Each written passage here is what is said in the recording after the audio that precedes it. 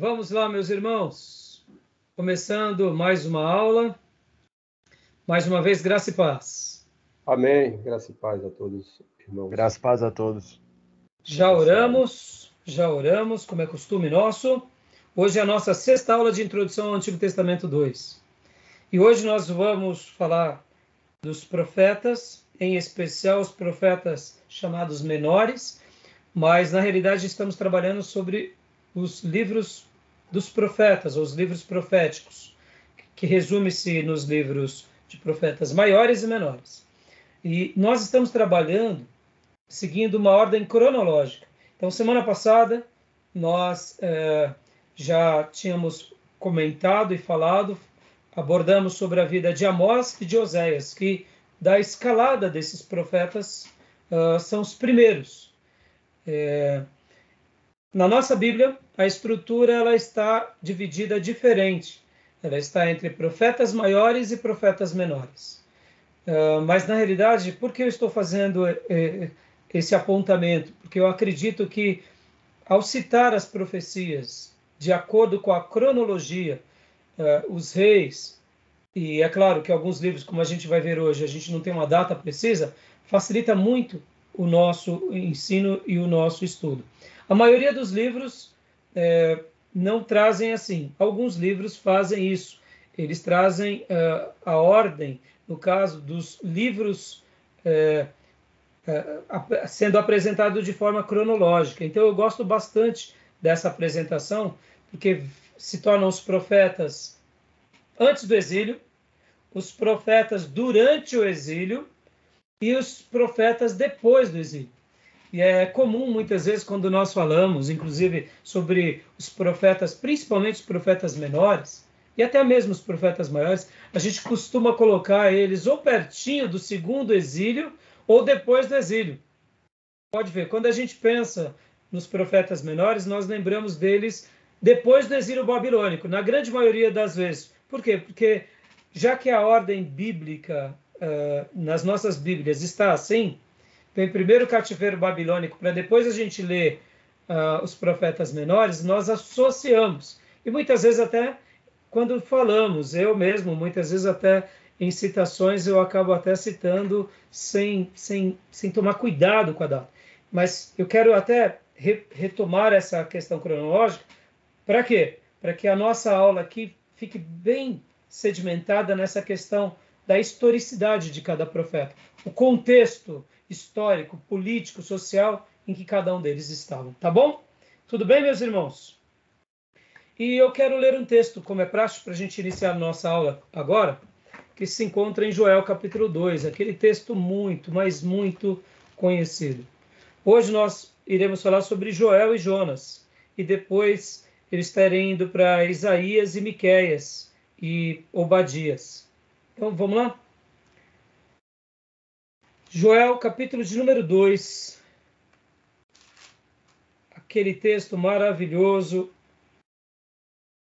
que é citado por Pedro na igreja primitiva, 2:28 ao 32. Gil, pode ler para nós? Agora. E acontecerá, depois que derramarei do meu espírito sobre toda a carne, vossos filhos e vossas filhas profetizarão, vossos velhos sonharão e os vossos jovens terão visões. Até sobre os servos e sobre as servas derramarei do meu espírito naqueles dias. Mostrarei prodígios no céu e na terra, sangue, fogo e colunas de fumaça. O sol se converterá em trevas e a lua em sangue, antes que venha o grande e terrível dia do Senhor. E acontecerá que todo aquele que invocar o nome do Senhor será salvo, porque no Monte Sião e em Jerusalém estarão os que forem salvos, como o Senhor prometeu, e entre os sobreviventes aqueles que o Senhor chamar. Aleluia. Derramarei do meu espírito sobre todos os povos, ou seja, sobre toda a carne. Filhos, filhas, velhos, jovens, servos, servas, todos receberão o Espírito Santo de Deus. Que promessa maravilhosa. E eu queria fazer essa leitura agora porque nós vamos estar estudando esse livro e eu quero apenas dizer para os irmãos que essa é uma promessa que foi falada pelo profeta Joel. O cumprimento dela foi no dia de Pentecostes e hoje nós estamos, eu diria, na dispensação da graça ou dispensação dos gentios, ou era dos gentios, ou se a gente pudesse falar também, e eu gosto de usar o termo, dispensação dessa promessa, que é do derramamento do Espírito, é a dispensação do Espírito Santo. Eu quero acreditar que o maior líder da igreja primitiva é o Espírito Santo, tirando, é claro, o nosso Senhor e Salvador Jesus. O maior líder de todos na nova aliança é Jesus.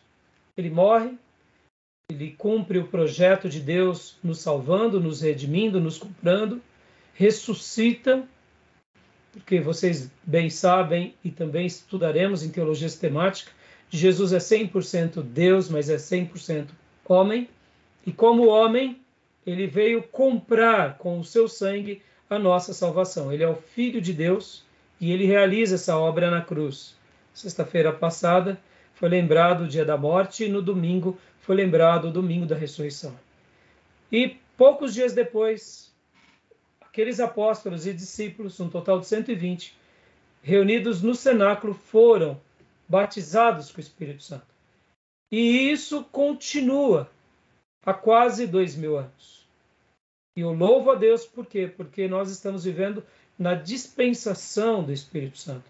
A igreja primitiva, ela começa a ser conduzida por homens, por mulheres, principalmente por líderes homens, mas no apoio e na união das irmãs, junto com os homens.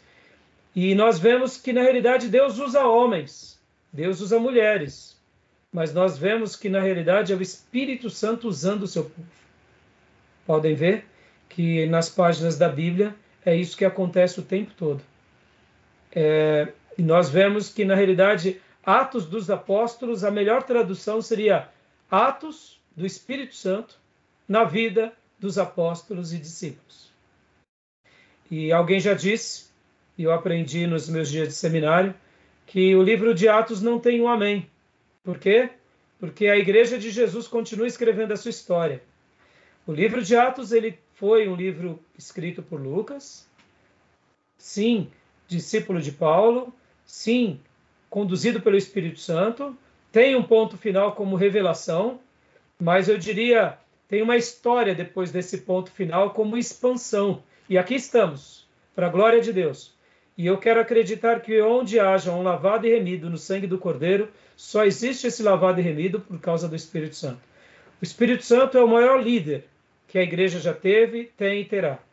E é por causa dele que estamos aqui, é por causa dele que aprendemos a palavra, é por causa dele que reconhecemos a obra do Messias, é por causa dele que pregamos com autoridade o Evangelho, e é por causa dele que vidas são transformadas pelo poder do Evangelho. Nós só somos instrumentos, como foram os discípulos na igreja primitiva e como foram os apóstolos. Mas o que mais me fascina ao citar que o Espírito Santo é o maior líder da igreja primitiva é que ele é um líder humilde e discreto, que ele usa pessoas. Ele usa uma comunidade para nos levar a Deus, para nos levar ao Pai. E ele usa o seu povo como instrumentos na proclamação do Evangelho. E eu fico impressionado como ele é discreto, porque ele usa-nos de forma poderosa, tremenda, de forma maravilhosa, sendo que ele está nos usando e nós não vemos ele. Nós não notamos ele. Ele não chega num culto e diz assim, me adorem, ou adorem a Jesus, ou adorem o Pai, senão eu vou embora daqui. Ele com toda a paciência fica despertando os corações, as mentes, usando os vasos, que somos nós. E pode ver que tudo que ele faz é discreto, ele usa pessoas e ele fica como uma sombra. Mas na realidade é ele que faz. É ele que opera, porque sem ele a gente não consegue. E por isso que eu disse que ele é humilde, ele é discreto, mas ele é santo, ele é poderoso, ele é incomparável. E notá-lo, e percebê-lo, e exaltá-lo e se entregar nas mãos dele, para que ele continue nos usando, e depois que ele nos usar, que a gente possa dar a ele toda a honra, toda a glória e todo louvor. Quando a gente faz isso, é como se nós estivéssemos só dizendo para ele: olha, obrigado por ter sido teu instrumento, Espírito Santo. E obrigado por ter essa clareza, porque não é a minha virtude, não é a minha capacidade, mas é o Senhor usando esse servo. Então, Joel profetizou, os apóstolos creram, os profetas no passado tiveram o Espírito Santo, e que o Espírito Santo esteja sobre todos nós. Amém? Amém. Deixo essa breve meditação, porque a gente vai trabalhar sobre Joel, e eu quero me deliciar aqui, né, com vocês sobre essa promessa. Tá bom, meus irmãos? Amém. Vamos lá? Então, querem fazer algum comentário, alguma coisa? Sobre o Espírito Santo, né? A gente vê Atos dos Apóstolos, Jesus falando que seria batizado com o Espírito Santo, né? A evidência no ministério dos apóstolos, após o ato dos apóstolos, a descida do Espírito Santo, a evidência de que os apóstolos incentivavam as demais pessoas que se convertiam a receber o Espírito Santo, porque eles, logo após Jesus ficar em Jerusalém, tem que descer, ser revestido do alto. João batizou com água, vai ser batizado com o Espírito Santo e com fogo. Então, essa é uma questão. E a outra questão aquele conflito com a divergência. Aquele sinal que eles recebem, Cornélio recebeu, o batismo do Espírito Santo, depois nas águas. Em Atos dos Apóstolos, a multidão recebeu o batismo do Espírito Santo. Depois, evidentemente, na convenção, foi batizado nas águas. Mas essa questão de eu ter um Espírito, porque eu me converto, quem tem Deus, a convenção é sobre o Espírito Santo. Né? E essa distinção do batismo do Espírito Santo, porque está claro, né, em Atos aí, Joel. Então, nós vamos trabalhar tudo isso, Júnior, bastante em teologia sistemática, mas já só te dando uma resposta antecipada e bem breve, né? O que acontece? A igreja primitiva, ela tinha essa ênfase de buscar o Espírito Santo. Era uma coisa normal, porque o próprio Jesus, ele tinha mencionado isso como uma promessa. Aguardai em Jerusalém até que vocês sejam revestidos do alto. Então, podem ver que Jesus em Atos 1:8 também enfatiza sobre essa questão. E assim nós vemos os apóstolos, isso fazia parte do corpo doutrinário apostólico da igreja primitiva. E a gente vai trabalhar com bastante detalhes sobre isso, Júnior, em teologia sistemática. Como hoje não é o assunto, mas assim, eu só adianto dizendo que sim, os apóstolos eles faziam essa menção e eles tinham. Eu acho que o grande problema maior são as correntes que vão surgindo e as leituras bíblicas e as interpretações que surgem. Mas em teologia sistemática a gente vai trabalhar com bastante cuidado, bastante detalhe, tá? Mas o assunto do Espírito Santo sempre foi muito prestigiado no Velho Testamento e principalmente no Novo, tá bom? Beleza? Algum outro irmão quer fazer algum outro comentário, alguma pergunta? Não? Tranquilo? Então vamos lá. Meus irmãos, como eu tinha dito para vocês, vários autores, como por exemplo aqui o nosso querido irmão Cleide T. Francisco, ele faz a citação dos estudos dos profetas em ordem cronológica. O nosso querido irmão Hill e Walton, eles seguem o roteiro como está na Bíblia. Ou seja, no livro dele, parte 4 é os profetas. Aí vem uma introdução à literatura profética e segue inclusive a ordem da nossa Bíblia. Isaías, Jeremias, Lamentação, Ezequiel, Daniel. Né? E aqui também no nosso livro, que agora foi reeditado como Panorama também, do Antigo Testamento, do Arthur Jr., ele também faz aqui uma separação bem interessante. Cada estudioso vai ter assim o seu modelo de divisão. Né? Aqui, por exemplo, ele coloca inclusive os livros de Amós e de Oséias na segunda parte do livro.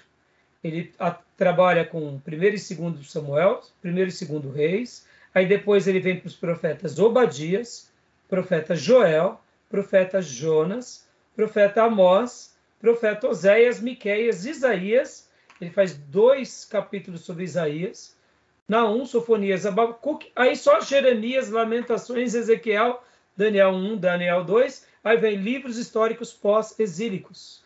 Aí vem 1ª e 2ª Crônicas, Esther, Neemias e Esdras, Neemias e Esther. Aí vem profetas pós-exílicos, Ageu, Zacarias e Malaquias.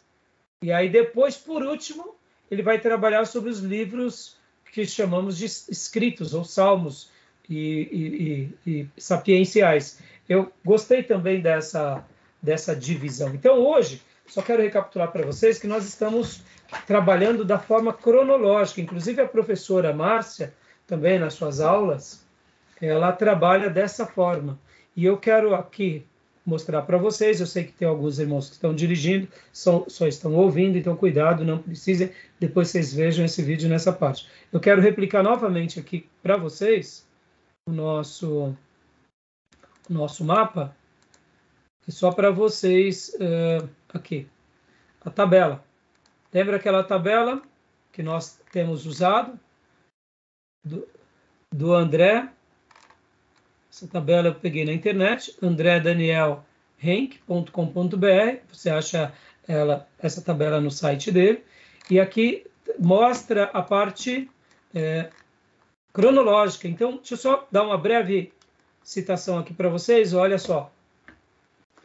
Nós estudamos semana passada o livro de Amós e de Oséias. Então, Amós e Oséias está aqui por volta do ano 775, 750, né? Dentre os reinos de Jeroboão II, da tribo do norte, e da tribo do sul, o rei Uzias. Por que comecei a ler Amós e Oséias? É bem simples, porque eles fazem citações cronológicas. Os profetas Elias e Eliseu, nós já mencionamos sobre eles, são os não clássicos ou não literários. E aqui nessa tabela, nosso irmão André, ele coloca inclusive Obadias, ponto de interrogação, Joel, ponto de interrogação. Eu achei bem interessante essa ideia, porque Obadias e Joel, e aqui ele também vai colocar algumas outras pontas de interrogação, por exemplo, Naum. Ou seja, ele coloca, porque de fato há várias discussões. No entanto, ele coloca que Obadias e Joel, profetizado por volta do ano 850, nos dias de Elias e Eliseu. Pastor, dá para a gente afirmar isso? Aí onde entram as correntes. Então, hoje nós vamos trabalhar sobre a vida de Joel, vamos trabalhar sobre a vida de Jonas, em primeiro lugar, e depois a gente vai seguindo essa ordem. Isaías, Miqueias, aí eu vou falar sobre também Obadias. Não vou seguir uma ordem extremamente rigorosa, mas eu quero que vocês se lembrem, né, desse panorama, tá bom? Só para que vocês se situem, como eu disse, bem no mapa. Só lembrando para vocês que nós temos, né, o cativeiro assírio, nós temos também depois o cativeiro babilônico. Então, a queda de Samaria foi em 722 a.C. Lembra que nós falamos sobre Tiglat-Pileser, que em 745 ele sobe ao trono, e aí a Assíria passa a ser muito expansionista. 745 está aqui, foi bem nos dias de Uzias e de Jeroboão II, ou seja, pouco tempo depois vem a queda de Samaria. E aí temos os profetas que, então, vamos lá, recapitulando, que profetizam antes do cativeiro assírio. Temos profetas que profetizam durante o cativeiro assírio, que é o cativeiro de Samaria, que começa aqui em 722 até 605 ou 586, que é quando vem a queda de Jerusalém e o cativeiro babilônico. Então temos os profetas pré-exílio da Samaria, ou pré-exílio, no caso do cativeiro assírio. Temos os profetas que estão entre os exílios, e temos depois os profetas pós-exílio. Então, guardem essas diferenciações, tá bom? Tudo bem? Deu para entender? Alguma dúvida até aí? Tudo bem? Ok, pastor. Tá dando para compreender? Por que eu estou gastando esse minuto novamente aqui com vocês? Só para recapitular, irmãos, aquela lembrança. Qual é a lembrança? A lembrança de que quando pegamos a nossa Bíblia, se você quiser, pegue lá o índice da sua Bíblia. Pode ver. Está lá o Velho Testamento. Logo depois de Eclesiastes, Cântico dos Cânticos, vem Isaías, Jeremias, Lamentações, Ezequiel, Daniel. Por causa do livro de Jeremias, que ele é o profeta que fala que vai vir a destruição, vem Lamentação e logo vem Daniel, nós visualizamos o quê? Todo mundo foi para o cativeiro babilônico. Aí depois vem os outros profetas, que são os chamados profetas menores. Oséias, Joel, Amós, Obadias, Jonas. A impressão que dá é que todos eles são desse período aqui, ó. Não é verdade, irmãos? Dá a impressão que dá é que todos os profetas são de 586 para cá. Mas perceba, teve muitos profetas antes. Pode ver que nós afirmamos que os profetas que pertencem ao cativeiro babilônico é Daniel, Ezequiel inclusive profetiza durante o exílio da Babilônia, Ageu, Zacarias e Malaquias. Alguns vão falar que Joel, por exemplo, que a gente vai estudar hoje, está aqui também como uma das datas muito considerada. Eu, particularmente, na minha opinião, eu enquadraria Joel nesse período. Qual período? Pós-cativeiro babilônico. Porque, na minha opinião, a mensagem dele é uma mensagem bem objetiva. A gente não vai ter tempo de fazer um estudo de caso, nem vamos ter tempo de ficar debatendo os assuntos mais profundos, mas eu vou mostrar para vocês o porquê eu acho isso. Então, nós temos esses profetas. E então, eu só queria mostrar para vocês que essa ideia de que todos os profetas menores estão aqui, não é bem assim, tá bom, meus irmãos? Beleza? Tudo bem até aí? Ficou claro? Joia? Então, vamos lá. Eu vou hoje trabalhar aqui tanto no livro do Ellison, como eu vou trabalhar também no livro do Hill e do Alton, pincelando algumas coisas. Depois eu vou estar compartilhando com vocês alguns slides da professora Márcia, tá bom? Que foi utilizado lá em 2016 nas aulas lá do STBnet. Então, vamos lá, nos livros do Ellison. Nos livros do Ellison, tá bom? Vamos passar rapidinho aqui, ler algumas porções.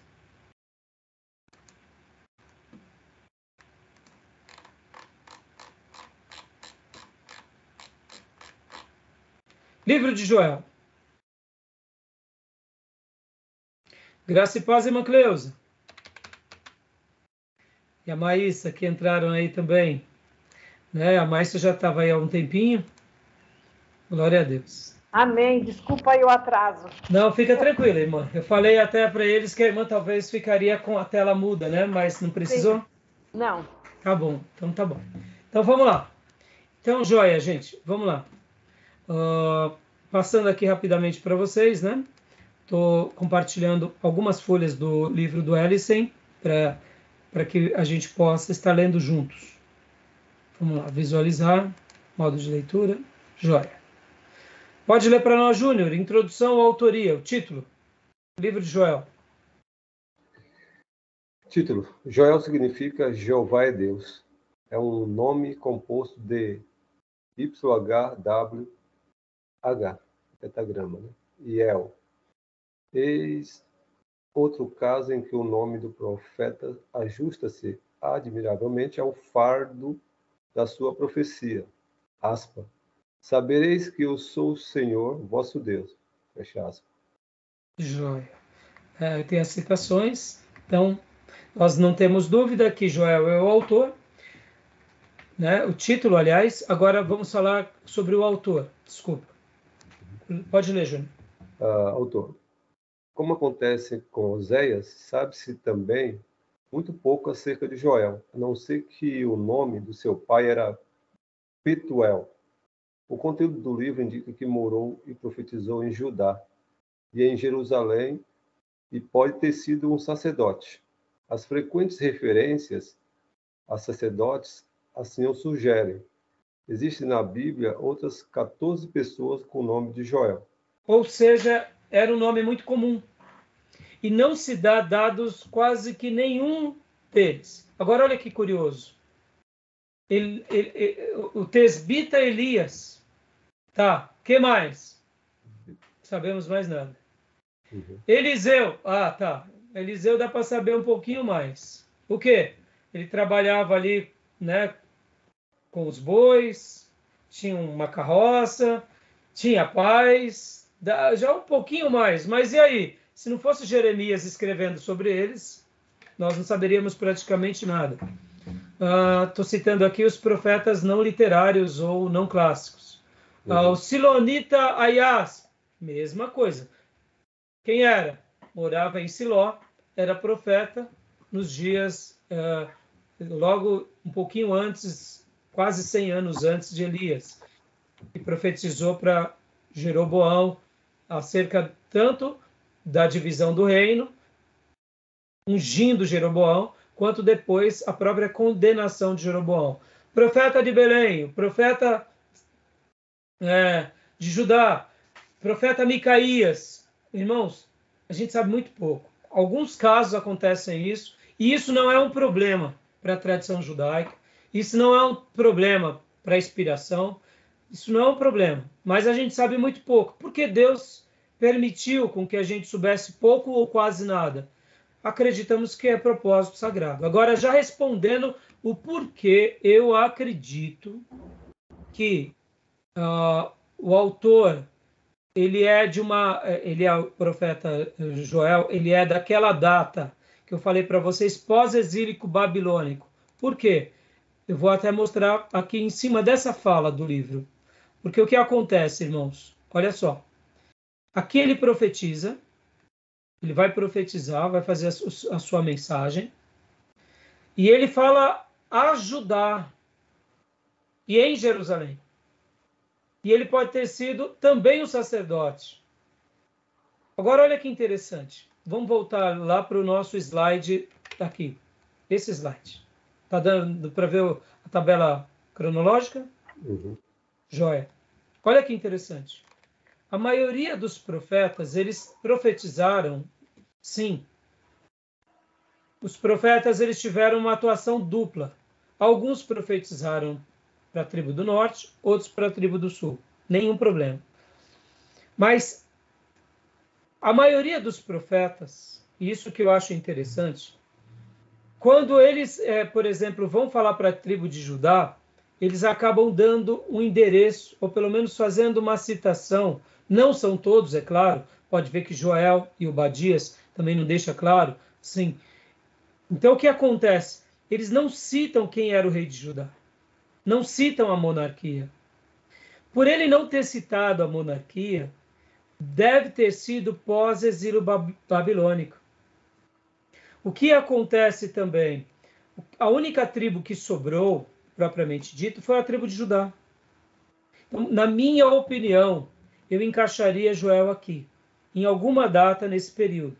Por que também? A gente vai ver, inclusive no slide da professora Márcia, a maneira em que ele profetiza, ele é objetivo, ele não entra em muitos detalhes.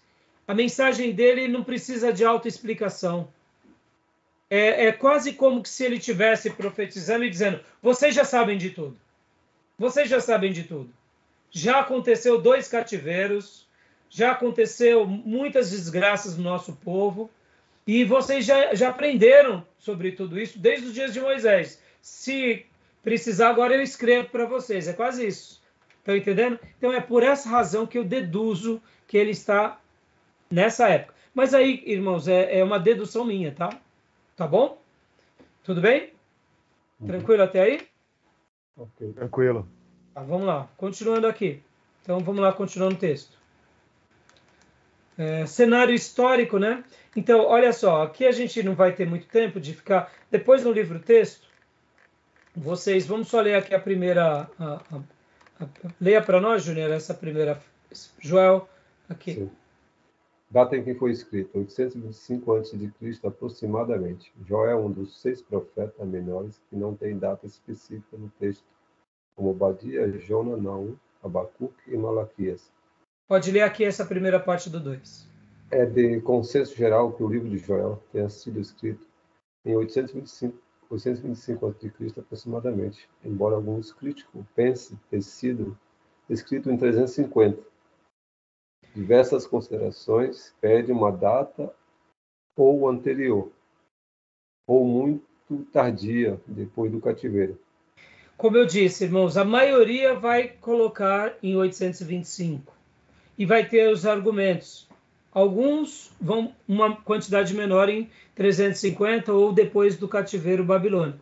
Eu penso, na minha opinião, que casa melhor com essa segunda parte. Mas eu não posso afirmar, tá, irmãos? Eu não sou especialista sobre o assunto, são deduções minhas, tá bom? Então, irmãos, agora aqui vamos prosseguir, né? O cenário político. Leia para nós, para a gente.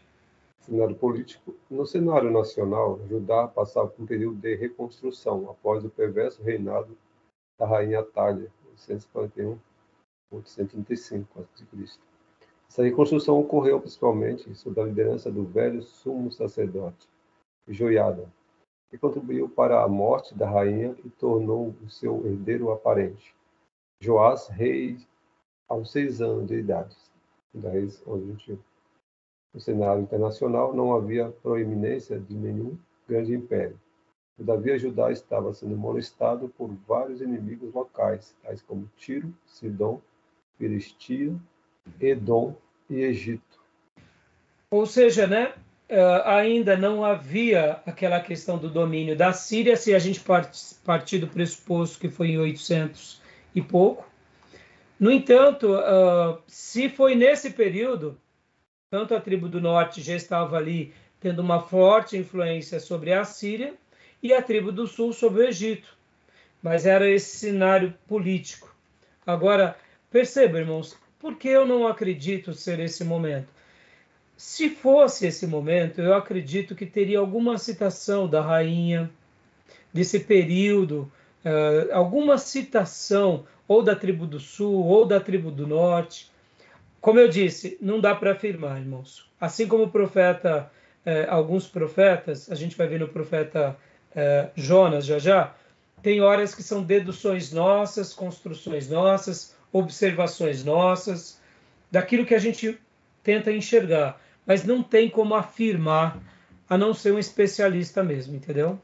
Então, partindo do pressuposto que nesses dias o culto a Baal era imenso, o culto aos bezerros que Jeroboão criou tanto em Dan quanto em Berseba, que as pessoas elas viviam uma inclinação pagã muito grande. Então, eu acredito que, se tratando de pecados tão grandes, era bem típico, ainda mais partindo do pressuposto, nesse perverso reinado da rainha Atália, ou Atalia, né? Então, quer dizer, não ter nenhuma citação é muito curioso, entendeu? Mas pode ser? Pode ser. Na minha opinião, irmãos, na minha opinião, tá?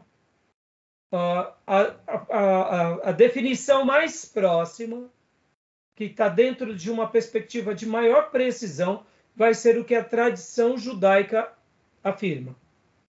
Tá bom? Porque é o povo que conserva a sua história, né? Então eu acredito que os judeus, no caso, o que eles deduzirem como data aproximada é o mais provável que realmente seja, tá bom? Uhum. Tudo bem? Então vamos pular aqui. Vamos direto aqui. Bom, eu queria só ler essas partes de Joel. Agora eu queria... Qual é a data que os judeus... Então, os nossos... Então, Júnior, foi... enquanto eu estava refletindo sobre essa minha construção, eu cheguei a essa opinião, mas eu não tive tempo de fazer essa pesquisa. Eu acabei não vendo assim com exatidão, qual é a opinião que as escolas rabínicas mais enfatizam. Tanto é que eu até coloquei essa anotação numa folha enquanto eu estava fazendo meu café para subir para cá. Falei, puxa vida, essa é uma opinião que eu vou considerar e vou pesquisar. No entanto, eu ainda não pesquisei, mas eu vou pesquisar e trago para vocês na próxima aula, tá bom? Mas eu cheguei a essa conclusão. E eu achei que essa conclusão ela era uma conclusão assim boa. Por que eu digo isso, irmãos? Os judeus, querendo ou não, é a história deles, né? Então, a maneira mais fiel de se preservar algo, mesmo eles estando muitas vezes desviados, ter se dividido, mas os cronistas, geralmente, os historiadores, eles acabam sendo mais fiéis, né? Não tem muito motivo de querer burlar uma data, né? Não há sentido, né? Tá bom? Então, tudo bem até aí? Tranquilo, meus irmãos? Joia? Agora eu quero pegar o outro livro-texto, que é o livro do nosso irmão Hill e Walton, também ele fazer algumas leituras aqui de Joel, que eu achei bem interessante. Uma segunda afirmação que eu gostei muito, que foi colocado, eu falei, isso daqui é legal demais. Quer ver? Que é isso daqui. Deixa eu ver, só um segundo.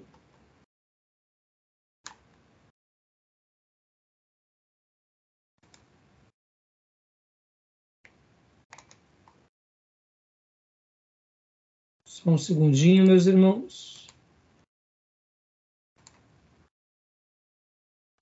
Enquanto isso, querem fazer alguma pergunta, meus irmãos?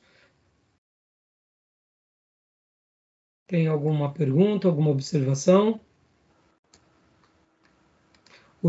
Sobre o livro, vocês estão conseguindo desenvolver bem as leituras, sem muita dificuldade? Bom, os livros, eu penso assim, por exemplo, os esboços dos livros, eles são muito superficiais, eles não aprofundam, não tem muito elementos. Por exemplo, você pega um livro, lá, Jonas, ou qualquer um deles, não há elementos, muito síntese, né? Eles não extraem elementos, porque até não acha, né? Então, mas você sabe, então, vou te dar uma explicação, Júnior. Foi boa a sua fala, porque você está querendo estudar e aprender, então você está cheio de vontade de querer aprender. E aí você, de repente, fala, poxa, está faltando conteúdo aqui. Mas aí que entra a questão.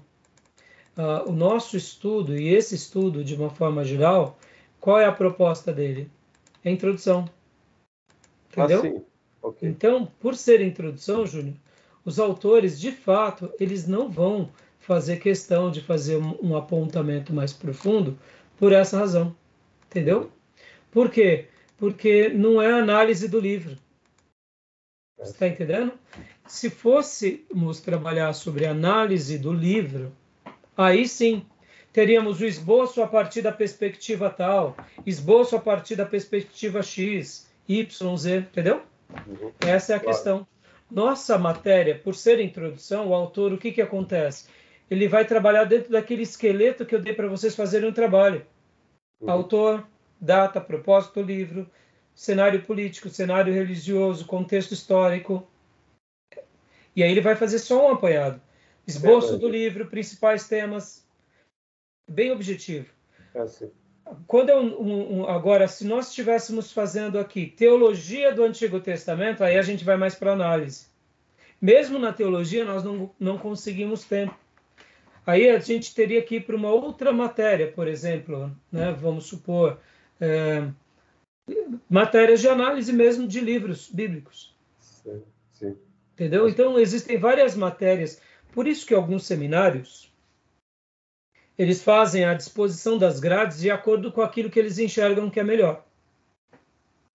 Nós poderíamos, ao invés de estar trabalhando aqui sobre introdução do Antigo Testamento, nós poderíamos estar trabalhando com teologia do Antigo Testamento. Só que o que acontece? Quando entrássemos, por exemplo, no esboço do livro e fôssemos dissecar ele, eu ia ter que gastar um tempão com vocês. Claro. Aí o curso ia ficar muito longo. Sim, claro. Mas essa é uma explicação, entendeu, Júnior? Sim.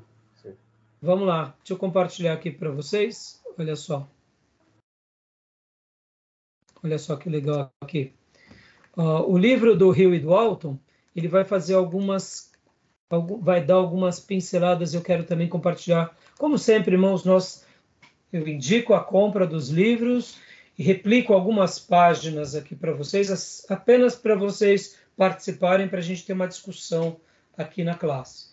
Mas, como vocês sabem, né, nós estamos aqui com os livros, vocês estão com os livros, eu peço sempre um livro-texto e indico uma quantidade grande para que você possa comprar, tá bom? Para a gente abençoar os autores, as editoras, tá bom? Então vamos lá, ó, Joel. Né? Analogia da praga de gafanhoto para descrever o futuro do dia do Senhor. O derramamento do Espírito sobre todo o povo como prenúncio do julgamento. Olha só que interessante, irmãos. Na minha concepção, tá, irmãos? Me entendam bem, tá? Essa mensagem, para mim, ela vem como uma mensagem propriamente dita, quase como de fechamento do Velho Testamento. Sabe a revelação do Velho Testamento? Deus vai revelando, vai construindo, e de repente o profeta Joel é levantado por Deus para falar sobre o dia do Senhor, que é um dos pontos que a gente já vai ver, inclusive sobre a estrutura dos livros. E outro tema central é o derramamento do Espírito Santo. É claro, ele vai falar também sobre para que as pessoas se arrependam dos seus pecados, ele vai falar sobre essa questão de mostrar, se arrependam, mas é bem curioso a maneira que ele coloca. Eu poderia dizer, na minha concepção, tá, irmãos, que Joel ele é quase que um profeta apocalíptico. Ele faz uma menção, fala do julgamento do dia do Senhor, e antes do julgamento ele fala, no entanto, o Espírito Santo vai ser derramado. E para que a gente possa se preparar para aquele dia, a gente tem que estar cheio do Espírito Santo e a gente tem que se arrepender. E olha que interessante, ele fala a nação de Judá, aquela nação, partindo do pressuposto que ele profetiza depois da queda de Israel pelo cativeiro assírio e depois da queda de Judá pelo cativeiro babilônico, só sobrou ali a tribo de Judá. Profetizar essa mensagem para o remanescente é uma coisa que, para mim, se torna uma situação até muito mais conclusiva. Agora, é claro, essa é uma opinião minha e eu só quis dar uma ideia. Outra coisa que é curioso também, a maneira em que ele fala sobre a praga dos gafanhotos. Ele coloca os gafanhotos como inimigos. Que os gafanhotos aqui em Joel fazem parte do juízo de Deus. Olha que interessante. Lá atrás, o Egito foi os gafanhotos. O cativeiro assírio foi o gafanhoto para a tribo do norte. E aí vem Babilônia, que foi o gafanhoto para a tribo do sul. E agora vem uma expressão de gafanhoto como uma praga sem dar uma data de quando isso aconteceu. E é curioso que no Velho Testamento, várias pragas de gafanhotos o povo de Deus já tinha passado. Vocês vão se lembrar que a questão de 2 anos atrás, nós vimos nos noticiários algumas nuvens de gafanhoto invadindo vários países, inclusive aqui na América do Sul. Ali dos nossos irmãos da Argentina, do Chile, estavam preocupados se ia chegar no Brasil, lembra disso? Ou seja, então a praga de gafanhoto sempre aconteceu. Então, na realidade, ele deixa aberto, como se o gafanhoto fosse um inimigo que Deus levantasse. Então, é interessante essa ideia, né? E agora eu queria ler aqui com vocês essa discussão aqui. Leia para nós, irmã Maísa, aqui do contexto em diante, por gentileza. O contexto literário do livro de Joel pode ser visto na literatura profética de Israel. Joel era um aluno versado na profecia pré-exílica, demonstrado pelo uso abundante de palavras, frases e temas destas obras. Seu uso mais evidente é de Amós, Isaías e Ezequiel. Olha só, isso, beleza. Só um minutinho. O uso de outros profetas por Joel. Ele usa Isaías, Amós, Ezequiel. Olha que interessante. Agora, olha só que interessante. Vamos voltar lá para o mapa. Ó, partindo do pressuposto que realmente ele profetizou aqui, nesse período de 800 e pouco, como que ele poderia usar Isaías, Amós? Estão entendendo? Então, quer dizer, fica difícil a aceitação de que ele tenha sido aqui por volta do ano 800, se Amós é 750, Isaías é 725. Então, essa é uma dificuldade que a gente encontra. O que pode ser é que ele esteja inserido nesse contexto aqui. Ele não pode Nos ter dias... produzido, né? Hã? Porque até então não tinha produzido essas obras aí. Exatamente. Então, é outro fator que eu também destaco aqui para a gente tentar enxergar uma datação. Se realmente ele usou. Agora, o que pode ter acontecido, irmãos, também, isso a gente não pode descartar, é o oposto. De Joel realmente ser desse período, Isaías usou princípios de Joel, Amós e Oséias usaram o princípio de Joel. Isso é fato. Porque acontecia algo semelhante, porque vocês vão aprender muito isso em hermenêutica, que a Bíblia se completa. E muitas vezes um profeta, ele profetiza algo bem próximo daquilo outro. Ora, de fato, porque faz parte da literatura dele, e talvez o exercício dele ao estudar e ao ver Deus ali agindo, ele acaba parafraseando o profeta, também guiado por Deus, tá, irmãos? Não é uma cópia simplesmente pela cópia, tá? Porque os profetas, guardem isso, irmãos, os profetas, eles não tinham essa vaidade de plagiar ninguém. Então, quando realmente um profeta profetiza algo que o outro disse, pode ser algo que realmente o Espírito Santo estava falando para ele fazer, ou pedindo para ele escrever, para que realmente confirmasse aquela profecia. Ou pode ser que, em alguns casos, como foram profetas que profetizaram quase que simultaneamente, porque, olha, irmãos, percebam bem, Isaías e Oséias profetizaram que quase que simultaneamente. Deus pode ter usado os dois simultaneamente em duas tribos distintas, quase eles nunca terem se conversado, e a revelação ser muito próxima. Sabe aquela ideia? Como é simples isso? Sabe aquela ideia do culto? Que o pastor vai pregar uma mensagem, mas o irmão que faz a abertura lê um versículo que o pastor vai pregar. Aí o irmão do louvor dá um testemunho dentro daquela área. Aí vem o pastor e só prega, e ele dá risada. E aí toda a igreja, e muitas vezes a gente até ouve os nossos irmãos falando, irmãos, nós não conversamos antes do culto. Nós vemos Deus alinhando os nossos corações num tema. Isso é magnífico, isso acontece o tempo todo. Então não é nem um pouco difícil, tá, irmãos? Então, quando aqui no autor a gente acabou de ver que houve essas citações, pode ter sido, se foi realmente uma citação direta para validar, então ele deve ter sido contemporâneo de Isaías, de Amós e de Ezequiel. Pode ver que ele cita Ezequiel um pouco depois, mas pode ver que aqui ele já traz como algo, profecia pré-exílica, ou seja, pré-exílica, dando essa ideia do quê? Desse contexto aqui. Pré-exílica, antes do exílio de Samaria, do cativeiro assírio, ou babilônico, tá? É antes. Então, irmãos, pastor, mas o senhor está me deixando com dúvida. Não, isso daí, irmão, não perde nem um pouco o teor da revelação, da profecia. Só para a gente, a introdução, é importante a gente trabalhar nessas ideias, tá bom? Tudo bem? Joia. Então, continuando aqui, Maísa.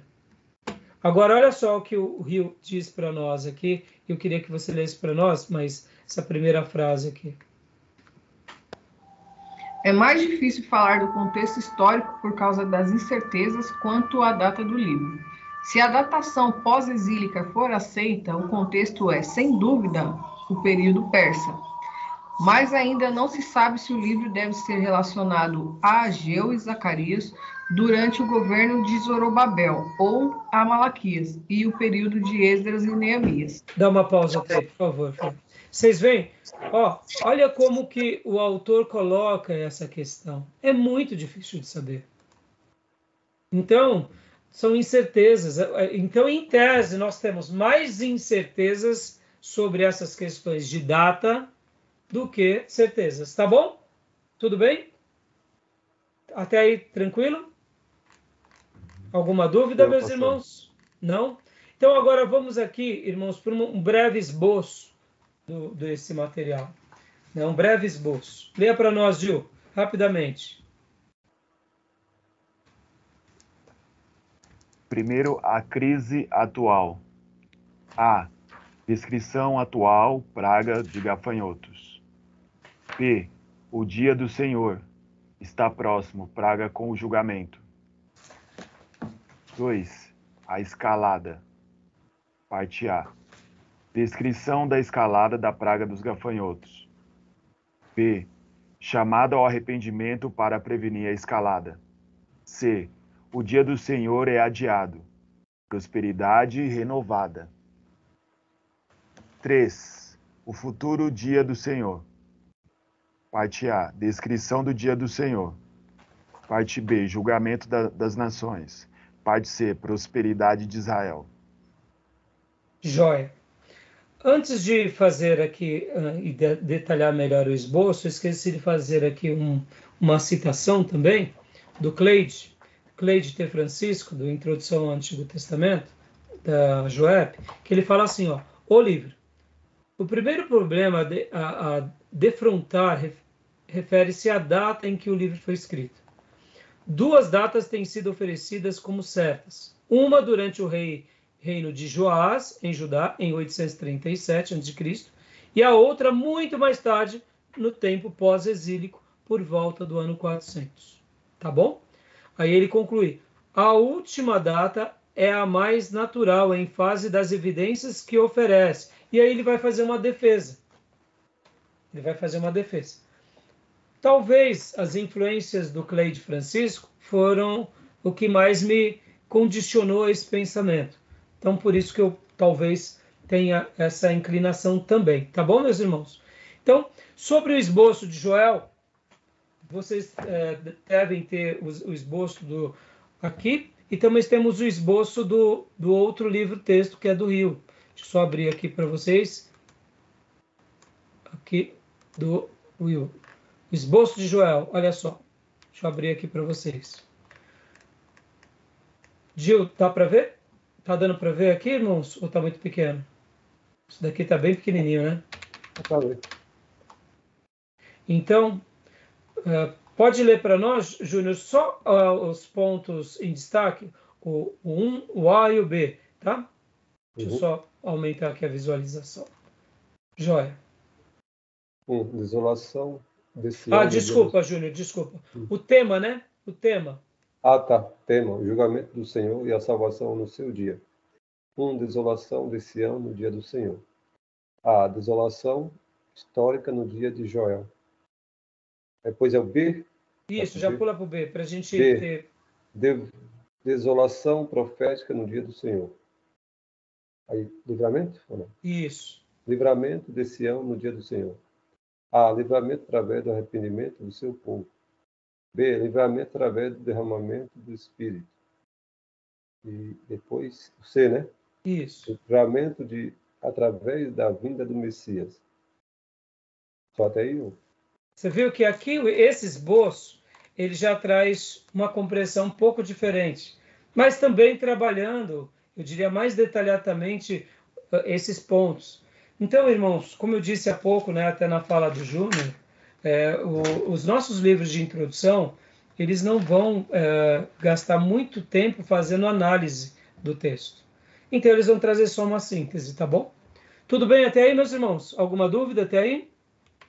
Tranquilo? Tranquilo? Somente característica, né? Sim, exato. Para mostrar o que, de fato, o mais importante. Tá bom?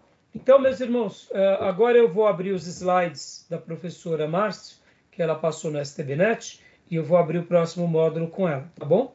Tá dando aqui o nosso tempo, então eu queria dar uma pausa agora, mas alguém tem alguma dúvida sobre isso? Podem ver que aqui também, nesse outro material, aqui do Rio, olha só que interessante. Aqui o tema, né? Propósito e mensagem. Só para a gente acabar agora aqui, leia para nós. Pode ler, Maísa, propósito e mensagem. O interesse de Joel em todo o livro foi falar do dia do Senhor. Ele começou relacionando a praga de gafanhotos com o início do dia do Senhor, prevendo que o julgamento se agravaria. Em decorrência disso, ele convidou o povo a se arrepender. Como nenhuma acusação é mencionada, a ofensa é desconhecida. Quando o povo atendeu, o favor do Senhor foi proclamado. 2:18-19. Dá uma pausa até aí, Maísa. Olha que interessante. Ele fala do dia do Senhor. E aqui, dia do Senhor não é domingo não, tá, irmãos? Até porque eles guardavam o quê? Eles guardavam o sábado, lembra? O dia do Senhor aqui remete à ideia de julgamento, tá bom? Então, ele está falando sobre o juízo, que é o dia do Senhor. No Velho Testamento, esse tema ele é visto como o grande dia de julgamento que virá. Agora, olha que interessante. Ele fala para o povo se arrepender. Ele convoca o povo para que o povo se arrependa. Mas, no entanto, ele não dá nenhuma menção de qual é o pecado. Interessante, né? Pô, mas peraí, pastor. Quando Elias falava, ele apontava o pecado. Quando Eliseu falava, apontava o pecado. Quando Jeremias falava, ele apontava o pecado. Agora vem Joel e não aponta o pecado.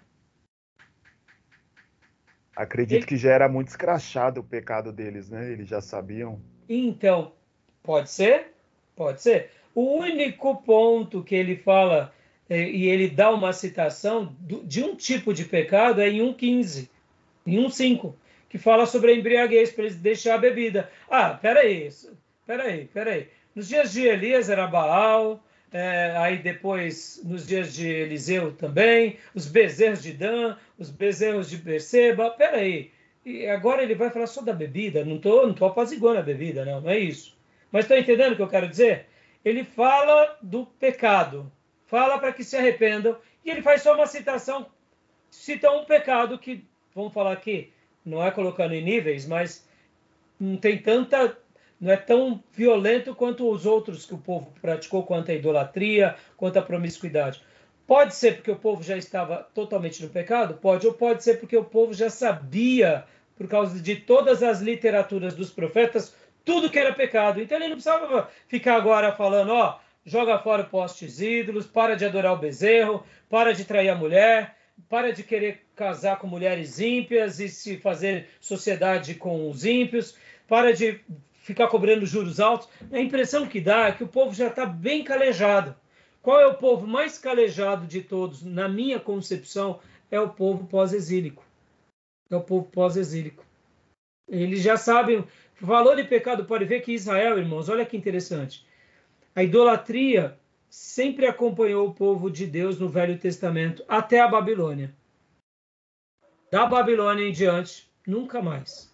O jugo que Salomão começou a edificar, no momento em que ele começou a se desviar, que todos os reis continuaram a realizar, e durou muito tempo, por sinal, praticamente, quando a gente pega aqui a tabela, irmãos, pensem nisso, a queda de Jerusalém foi em 586, tá?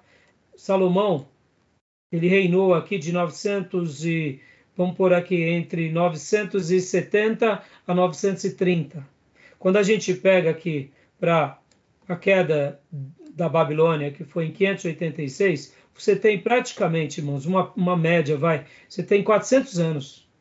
Durante esses 400 anos, depois que Salomão começou a fazer os altares, e que aí veio Jeroboão, e aí continuou, e aí a gente pensa assim, o pessoal da tribo do sul não fez, não, fez sim. Teve aqui também coisas horrorosas aqui que aconteceram. Ou seja, demorou 400 anos para, só no cativeiro babilônico, que eles dão um chega para lá definitivamente com qualquer tipo de idolatria.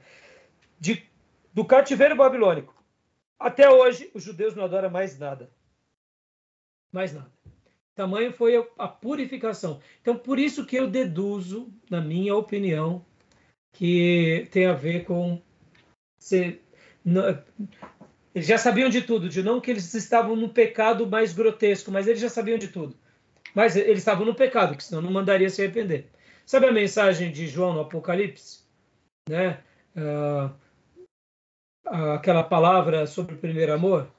Pode ver. Quem deixou o primeiro amor, qual que é o caminho? Se arrepende e volta.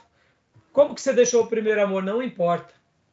Pode ter sido de qualquer forma, deixou o primeiro amor, deixou tudo. Entendeu? Tranquilo, irmãos?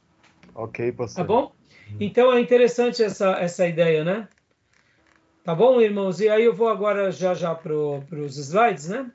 Aí, ó, aqui também pega os temas principais, a praga de gafanhoto, né? E depois, é claro, tem essa síntese entre o Pentecostes e Joel, tá? Então, beleza, meus irmãos? Mais alguma pergunta para a gente poder parar aqui a gravação e para o outro slide? Querem fazer mais alguma pergunta ou não? Não, tranquilo. Tranquilo? Então, beleza. Então, vou parar a nossa gravação.